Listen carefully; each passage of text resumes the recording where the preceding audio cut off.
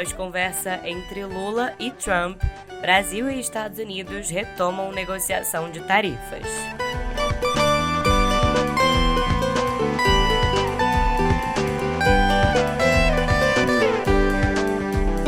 O Estado do Pará declara situação de alerta climático e ambiental preventivo contra o El Niño. E aos 80 anos morre Dolly Parton, a lendária cantora e compositora de música country.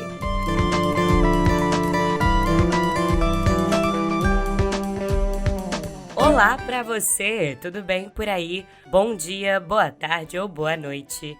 Hoje é quarta-feira, dia 26 de agosto de 2026. Eu sou Yasmin Restum, a sua anfitriã, e já tô aqui no estúdio com o meu café quentinho sem açúcar, mais do que pronta para te contar tudo que você precisa saber para ficar mais bem informado.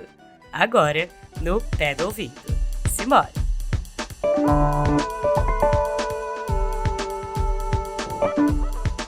Abrindo a editoria de política, eu te conto que Brasil e Estados Unidos acertaram uma nova rodada de negociações sobre as tarifas impostas pelo governo de Donald Trump, depois de um telefonema entre os presidentes Luiz Inácio Lula da Silva e Donald Trump na semana passada. Agora, essa nova conversa vai ser realizada virtualmente na próxima segunda-feira, às 2h30 da tarde.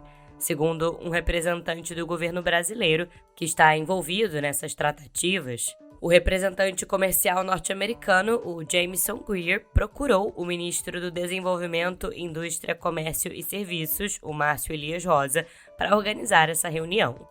A retomada do diálogo foi acertada depois de Lula voltar a dizer a Trump que considera infundadas as tarifas aplicadas ao Brasil. De acordo com o Palácio do Planalto, o presidente norte-americano respondeu que as equipes dos dois países deveriam retomar as conversas o mais rapidamente possível. Apesar da iniciativa norte-americana, integrantes do governo brasileiro mantêm cautela e não esperam uma redução das tarifas de forma imediata. A avaliação, porém, é que essa reabertura de um canal efetivo de negociação representa um avanço depois de tentativas anteriores que terminaram sem acordo.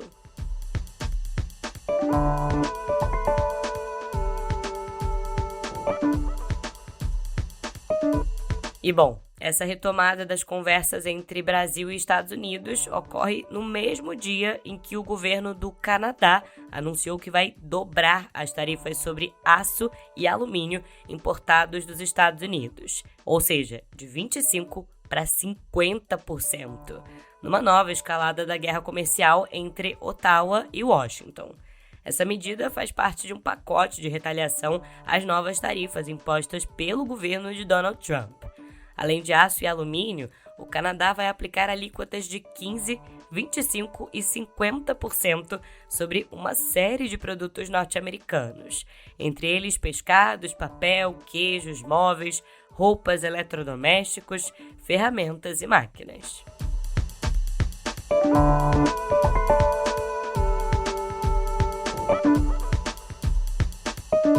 E totalmente alheio a essas negociações comerciais, Daniel Pérez, que é o escolhido pelo presidente Donald Trump para assumir a embaixada dos Estados Unidos em Brasília, disse que não pretende interferir na eleição presidencial brasileira de outubro e que vai trabalhar com quem vencer a disputa. Segundo ele, cabe exclusivamente aos brasileiros definir o próximo presidente.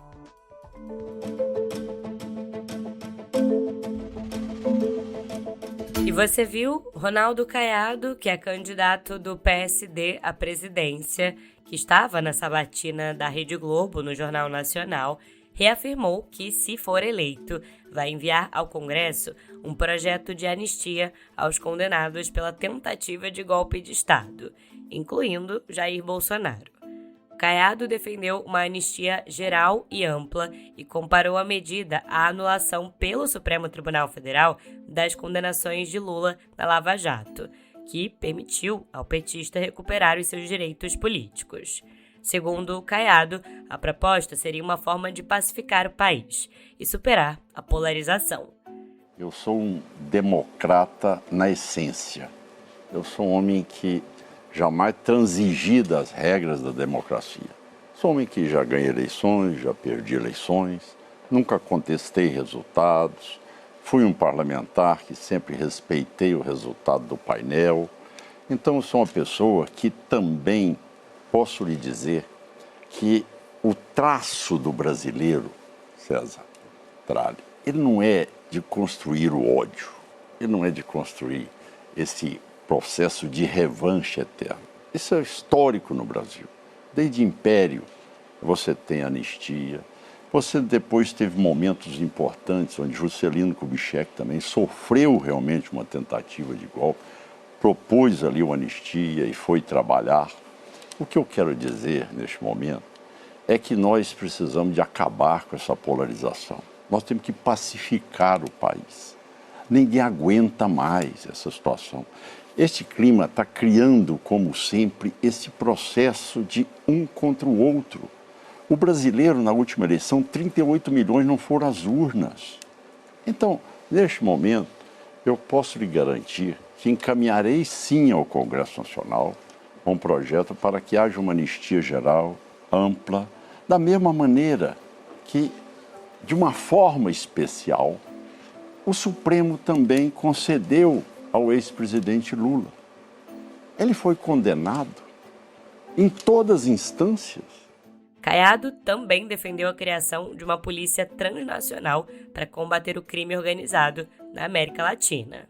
Veja bem, eu posso lhe garantir que eu, assim, num repasse rápido, por exemplo, eu prendi Falcon 50, Citation 1, Citation 2, helicóptero B-4. Já pensou eu com o país todo na mão, em termos de uma parceria com a justiça brasileira e atacando cada um dos pontos, os depósitos todos, essas fintechs que estão aí, essas bets esquentando dinheiro desse caixa 2, o quanto que eu não vou me avolumar para ter esse caixa para fazer o combate? E ao mesmo tempo eu vou criar uma polícia, que essa polícia vai poder entrar, desde que esteja tratando de assunto de contrabando de armas, de lavagem de dinheiro, drogas. Você não precisa ter limite, você vai passar para os outros países e eles também terão toda a liberdade de adentrar o Brasil. Isso não compromete soberania. O que compromete soberania no país, Renata, é hoje você sair daqui e não poder entrar ali na Rocinha. Mas sobre os Estados Unidos, o senhor autorizaria militares americanos a entrarem no Brasil? Sob esse pretexto? Eu vou cuidar disso com os meus limítrofes. E eu quero entender também do senhor... O senhor autorizaria? Eu não tenho por que autorizá-los. Para quê? Se nós vamos tratar entre nós aqui, somos 10 países e o Brasil tratando deste assunto aqui. E mais do que nunca, é nós buscarmos aquilo que é fundamental para nós entendermos que o Brasil não é produtor de cocaína e que nós hoje estamos sediando na Amazônia brasileira o maior hub hoje de narcotráfico, com facções brasileiras do PCC, do Comando Vermelho, da Venezuela, da Colômbia, do México, está ali concentrado, colocando em risco hoje as exportações brasileiras, a ponto de Portugal, Itália e os Estados Unidos colocarem como sendo algo que realmente é impossível admitir, que essa estrutura no Brasil viva confortavelmente com a conivência do presidente Lula, do governo federal, e levando droga para o mundo inteiro. E como é que o senhor vai convencer os países a aderir? Por um motivo muito simples, porque todos os limítrofes nossos, os presidentes, hoje são da centro-direita. Só está precisando o Caiado ganhar a eleição para concluir. Você pega a Argentina, você viu hoje a Colômbia, o presidente da Colômbia hoje já declarando terroristas. Hoje, o presidente da Colômbia acabou de assumir, já declarou terroristas. Então, este sentimento é um sentimento que hoje paira. O único lugar de resistência, o único nicho que tem para traficante na América do Sul é o Brasil. O Brasil é o grande, aqui, guarda-chuva dele. Tá. Aqui é, sem dúvida nenhuma, o resort do narcotráfico. Então vamos detalhar melhor essa sua proposta. O Brasil é a Disneylândia do narcotráfico. E o presidente Lula evitou responder a perguntas sobre as suspeitas envolvendo seu filho, Fábio Luiz Lula da Silva, o Lulinha, e o seu ex-chefe de gabinete, o Marco Aurélio Santana Ribeiro, o Marcola. Isso durante uma solenidade que comemorou o Dia do Soldado no Quartel-General do Exército, em Brasília. Lula até fez uma declaração aos jornalistas, mas deixou o local enquanto repórteres faziam perguntas sobre Lulinha e Marcola. As investigações envolvendo os dois e a lobista Roberta Luxinger se tornaram um dos principais focos de desgaste para a campanha de Lula e vêm sendo exploradas por seus adversários nessa disputa presidencial.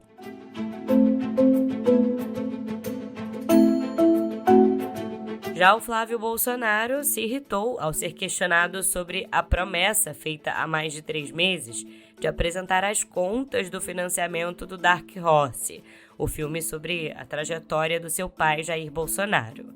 O Flávio negou ter recuado e afirmou que a produtora Go Up Entertainment já apresentou informações sobre os gastos no âmbito da investigação que tramita em São Paulo. Agora, eu te conto que a Go Up apresentou uma perícia contratada pela própria empresa, mas não mostrou nenhum recibo ou nota fiscal dos gastos feitos com a produção.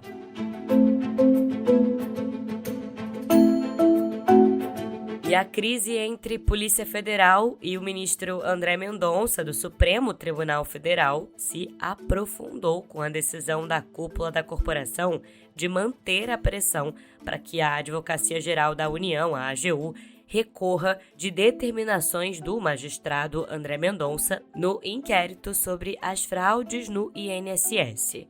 A cúpula da Polícia Federal considera que as medidas interferem na autonomia investigativa da instituição e, há mais de um mês, pediu à Advocacia Geral da União que avalie um recurso.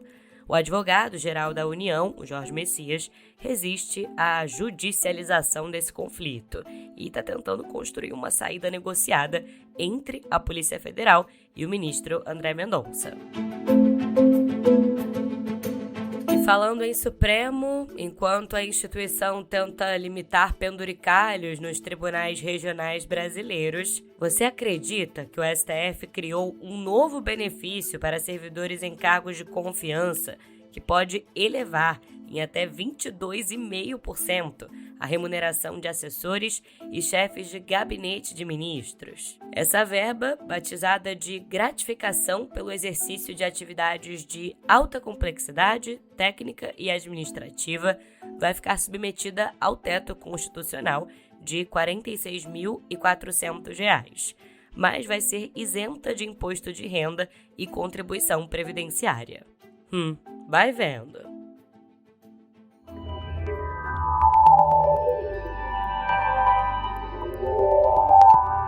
Abrindo a editoria de Cotidiano Digital, eu te conto que a Agência Nacional de Proteção de Dados, a ANPD, depois de suspender as lives do Discord, multou agora o TikTok em mais de 150 milhões de reais por falhas no tratamento de dados de crianças e adolescentes.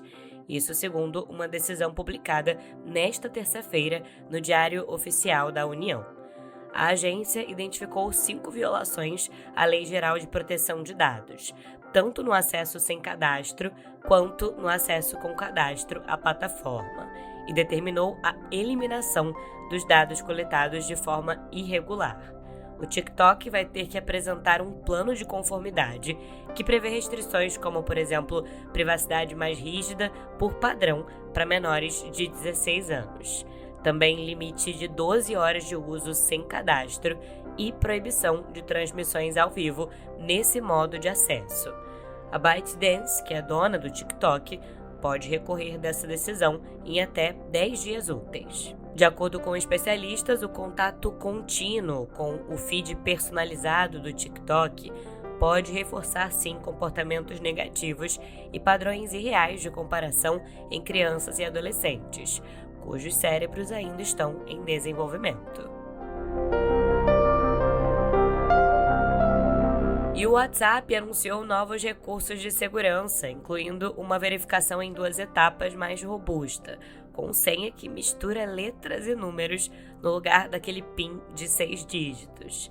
E também agora a possibilidade de cadastrar mais de uma senha por conta, o que é bem útil para quem usa, por exemplo, iOS e Android ao mesmo tempo. O aplicativo WhatsApp também passou a exibir mais informações em chamadas de números desconhecidos no Android, como, por exemplo, o país de origem e grupos em comum com quem está ligando.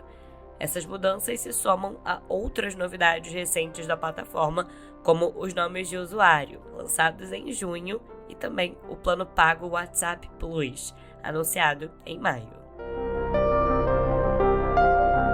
O Google lançou o Gemini Enterprise for Legal, uma ferramenta de inteligência artificial voltada a escritórios de advocacia.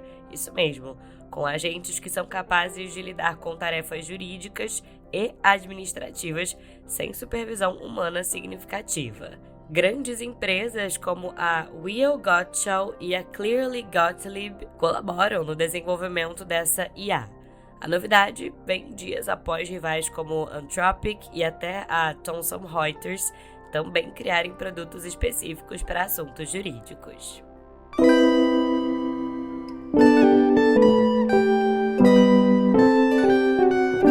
Chegando à editoria de Viver, eu te conto que o governo do Pará declarou situação de alerta climático e ambiental em todo o estado, diante das projeções de um El Niño forte nos próximos meses. Essa medida tem caráter preventivo e validade inicial de 180 dias. O governo do Pará considerou diversos riscos, como redução do volume de chuvas, seca, incêndios florestais, ondas de calor e piora na qualidade do ar.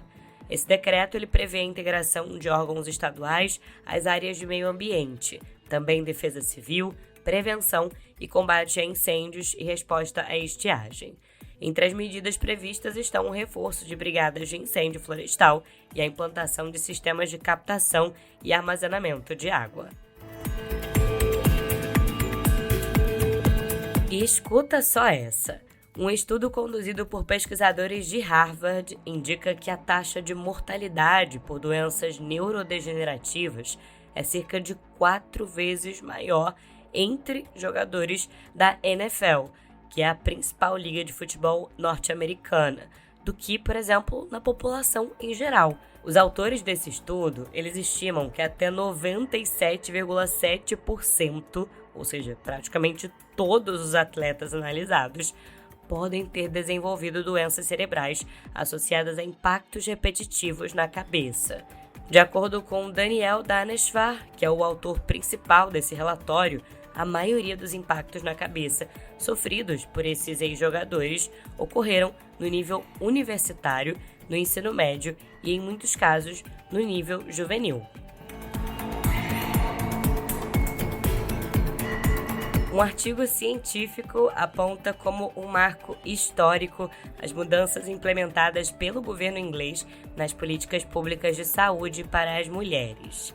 A nova estratégia de saúde da mulher para a Inglaterra mencionou a misoginia médica como uma falha estrutural do NHS, ou do NHS, que é o Sistema Público de Saúde britânico.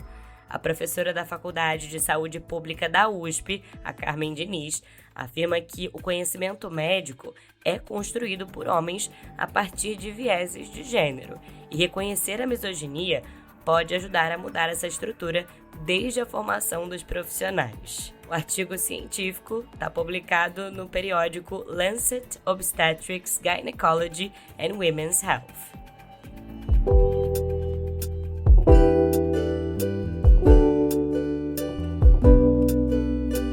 Abrindo a editoria de cultura com uma despedida, eu te conto que a lendária cantora e compositora de música country, a Dolly Parton, morreu nesta terça-feira em Nashville, aos 80 anos. Dona de sucessos como Jolene, I Will Always Love You e Here You Come Again, Dolly Parton venceu 11 prêmios Grammy, foi indicada 2 vezes ao Oscar e é membro do Hall da Fama do Rock and Roll, da música country e dos compositores. Dolly estreou como atriz ao lado de Jane Fonda no grande sucesso de 1980, 9 to 5, cuja música tema, escrita e cantada por Parton, alcançou o primeiro lugar na Billboard Hot 100. Na filantropia, Dolly Parton criou a Fundação Dollywood para servir a população do leste do Tennessee, oferecendo bolsas de estudo para que os alunos pudessem continuar estudando. Já sabe quem é que vai aparecer na música de encerramento do episódio, né?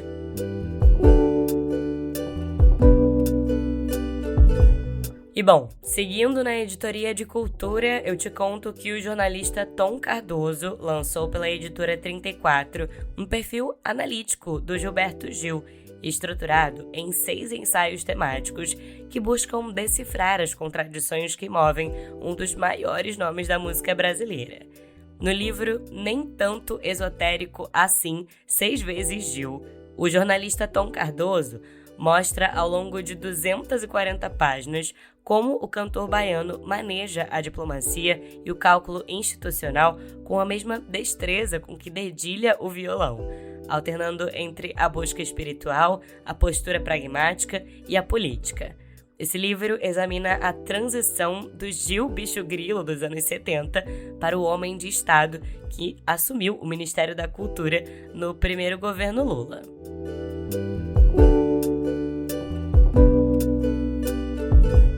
E uma sequência em livro do filme cult de 2001, Donnie Darko, vai ser lançada ainda este ano pelo cineasta Richard Kelly. Intitulado The Philosophy of Time Travel, ou A Filosofia da Viagem no Tempo, numa tradução livre, esse livro, de aproximadamente 800 páginas, vai se passar em 1988, logo após o filme original de Donnie Darko, que terminou de forma memorável com a morte do personagem de Jake Gyllenhaal.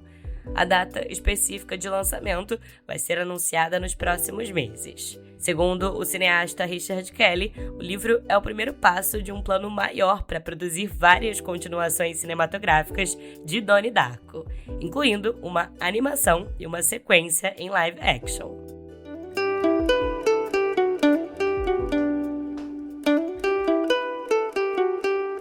E vamos chegando ao final de mais um episódio. Queria agradecer e muito pela sua companhia e preciso agradecer também aos colegas aqui da redação do Meio que fazem esse podcast ser o seu melhor companheiro diário de notícias. Adriana Oliveira, Caio Melo e Ian Boechat. Além, é claro, da supervisão dos editores executivos Leonardo Pimentel e Maria Paula Lete e da editora-chefe Flávia Tavares. Eu assino a apresentação, redação e edição desse podcast e estou disponível lá no Instagram, no @yasminrestum, pra gente trocar ideia e para você enviar também a sua sugestão de música para encerrarmos juntos os episódios aqui no Pé do Ouvido. Eu demoro um pouquinho para responder, mas eu respondo. E em áudio, viu? Pra gente se despedir hoje com a rainha do country norte-americano, vamos de Dolly Parton, Here You Come Again. Here you come again, just when I'm about to get myself together. You waltz right in the door, just like you've done before, and you wrap my heart round your little finger. Here you come again, just when I'm about to make it work without you. Amanhã tem mais notícias no Pé do Ouvido. Até lá! And pretty soon I'm